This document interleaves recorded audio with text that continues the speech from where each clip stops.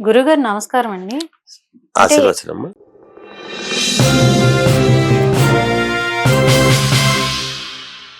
మనం టెక్నాలజీ పరంగా ఎంత ముందుకు వెళ్తున్నా ఇంకా చేతబడులని, వశపరుచుకోవడాలని వింటూ ఉన్నాము. నిజంగానే ఇవి ఉన్నాయా?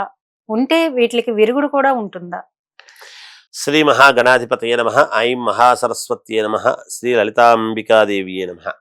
అమ్మ, కాలం ఎంత ముందుకు పోతూ ఉండినా చాలా మంది కొట్టిపారేస్తూ ఉంటారు. ఇవన్నీ లేవు, అవి లేవు, ఇవి లేవని. చేతబడులు అని, వశీకరణలు అనేటువంటివి ఉన్నాయి. ఉన్నాయి. అయితే ఏవి వశమవుతాయి, ఏవి చేతబడులకు ఇబ్బందులు అవుతాయి అనేటువంటి చూసుకోవాలి. హ్మ్. దానికి విరుగుడు కూడా 100% ఉన్నది, హ్మ్. లేకుండా లేదు. హ్మ్. శాస్త్రంలో ఎప్పుడు తప్పుండదమ్మా. ఆ! చేయించేటువంటి శాస్త్రిలో దోషం ఉంటే చెప్పలేం. హ్మ్. అంతేగాని తప్పకుండా ఇవన్నీ కూడా ఉన్నాయి. హ్మ్. చాలా మంది పిల్లలు కొంత వయసు వచ్చేంత వరకు బాగుండి తర్వాత ఈ ఇబ్బందులకు లోనైన ఉన్నాయి. హ్మ్. వివాహం చేసుకున్నప్పుడు బాగుంటారు, తర్వాత వాళ్ళకెందుకో కొన్ని ఇబ్బందులు వస్తాయి. అయితే హ్మ్. చెడుపు చేసి ఉంటారు. అయితే దానికి ఏమిటి అంటే, పాపం చేసుకున్న అమ్మాయి ఏదో చేసింది అని అమ్మాయి మీదికి పడడము, హ్మ్. లేదా అమ్మాయికే బాగలేకపోతే చేసుకున్నప్పటి నుంచి అబ్బాయి ఏదో చేసినాడు అని అనటము, ఇలా వాళ్ళ మధ్య కొంచెం ఇబ్బందులు అనేటివి వస్తూ ఉంటాయి. హ్మ్. చాలా మంది తల్లిదండ్రులు యుక్త వయసు వచ్చిన తర్వాత ఏదో ఒక అమ్మాయిని ఇట్లా ఇష్టపడి ఉన్నాడు గురువు గారు, వాడికి ఏదో ఇబ్బంది అయింది, ఏం జరిగిందో తెలియదు, మమ్మల్ని సరిగ్గా చూడడం లేదు, మాకు చాలా ఇబ్బంది అవుతుంది, తెలివైన వాడు, బాగా చదువుకున్నవాడు, జ్ఞాని అని హ్మ్. బాధపడేటువంటి వాళ్ళు ఉన్నారు.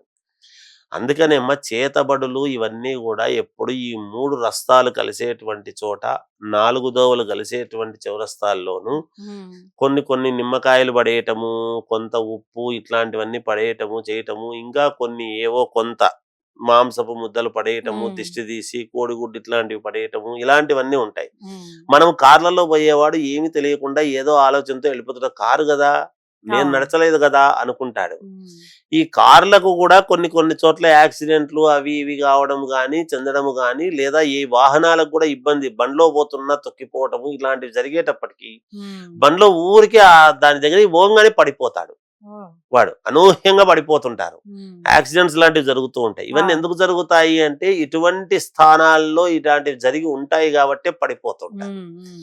ఖచ్చితముగా చేతబడులున్నాయి, వశీకరణలు ఉన్నాయి, అన్నీ ఉన్నాయి, లేకపోలేదమ్మా. హ్మ్. కాకపోతే ఎవరికి ఏది చేస్తే అది అవుతుంది, ఎవరికి కాదు అనేటువంటి విధానాలు ఉన్నాయి. హ్మ్. అందువలన తెలుసుకొని, జాగ్రత్తగా చూసుకొని, దానికి విరుగుడు చేసుకోవడానికి కూడా 100% కాదు, 1,00,000% ఉన్నాయి విరుగుడు హ్మ్. చేయటానికి కూడా. హ్మ్. అలా విరుగుడు చేసుకొని జీవితాన్ని అందరూ పండించుకోవాలి, బాగుండాలి అనేటువంటిదే చెప్తాం. ఓకే. ఎందుకంటే చాలా మంది, నాకు ఎంతో మంది చేస్తూ ఉంటారు, ఎంతో మందికి చూసినాము, చేసినాం, అంటే జరుగుతూ దీనికి ఉన్నాయి. వయసుతో పని లేదంటారా?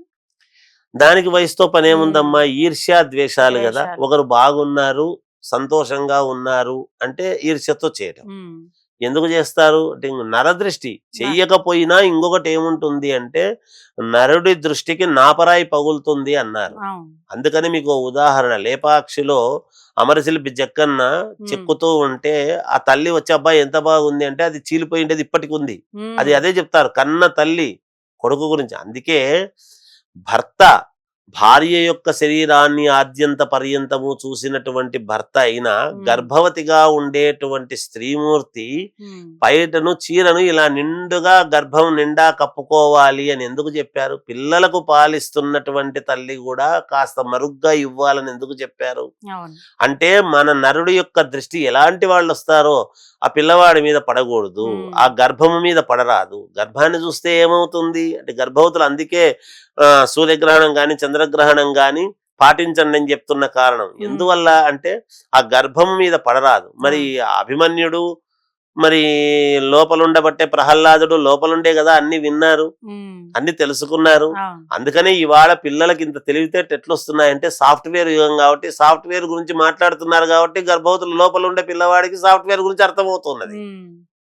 యద్భావం తద్భవతి. ఇప్పుడు మామూలుగా పూజలు, ఇంట్లో పునస్కారాలు చేసుకునేటువంటి బ్రాహ్మణ పిల్లలకు లోపలనే గర్భంలోనే ఏమంటే వింటూ ఉంటారు కాబట్టి, వాళ్ళు కొంచెం ఆధ్యాత్మికత వస్తుంది. హ్మ్. అందువల్ల చేతబడులు, వశీకరణలు అనేటువంటివి ఇప్పటికి కాదు, ఎప్పటికీ ఉంటాయి. ఉంటాయి. అవేం హ్మ్. పోవు. టెక్నాలజీ పరంగా ఎంత గొప్పగా అయినా, మనం ఎంత అనుకున్నా, హ్మ్. ఇవి మూఢనమ్మకాలు అవి ఇవి అని ఏదేదో మాట్లాడినా, హ్మ్. ఎన్ని చేసినా, ఒక్కొక్క స్థానము అనేటువంటిది ఉంటుందమ్మా. ఆ, ఇప్పుడు శ్మశానము, దేవాలయం దేవాలయం దేవాలయం. రెండు అవును. ఉంటాయి. ఉమ్, మరి ఎక్కడ చేయాల్సిన పని అక్కడ చేయాలి కదా. అవును. మరి ఎక్కడ ఉండేటువంటి ఇబ్బందులు దానికి అక్కడ ఉన్నాయి కదా. ఉమ్, అందువలన ఇవన్నీ కూడా ఉన్నాయి, లేవు అని చేయడానికి లేదు. విరుగుడు కూడా ఉన్నది, ఉమ్. తప్పకుండా వశీకరణమే ఉన్నాయి. ఓకే గురువు. ఏది వశమవుతుంది ఏది కాదు అనేది చూసుకొని జాగ్రత్తగా చేయాల్సినటువంటి వ్యవహారాలు ఉన్నాయి సమాజంలో. ఉమ్, తప్పకుండా అన్నీ ఉంటాయమ్మా. ఎప్పుడు కూడా లేవు అనడానికైతే ఏమీ లేదు. చాలా చేస్తూ ఉంటాం, ఇవన్నీ అన్ని జరుగుతూ ఉంటాయి. ఉమ్. ఓకే గురువు గారు, నమస్కారం. జయోస్తు. చూసారు కదండి, ఇలాంటి మంచి మంచి విషయాలతో మేము ముందుకు వస్తూ ఉంటాం. చూస్తూనే ఉండండి ఆంధ్రప్రభ భక్తి.